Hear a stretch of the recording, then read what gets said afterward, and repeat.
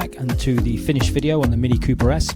This is the May 2017 Mini Cooper S. It's 2-litre petrol turbo with 189 brake horsepower.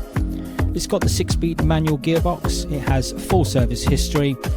It also just has had a full service carried out and a brand new MOT. This is a Cat N registered car due to water damage to the engine, but it is now fully repaired and ready for sale.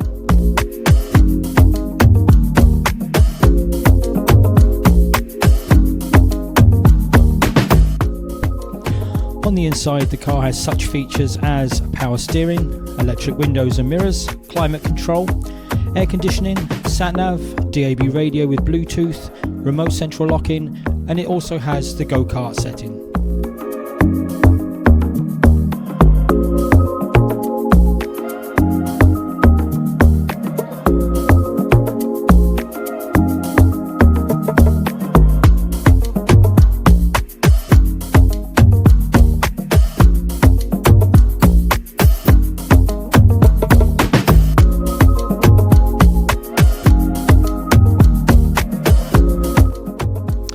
As always, if you've got any comments on this video, you can leave them in the link below, or you can email me at c96rebuilds@gmail.com.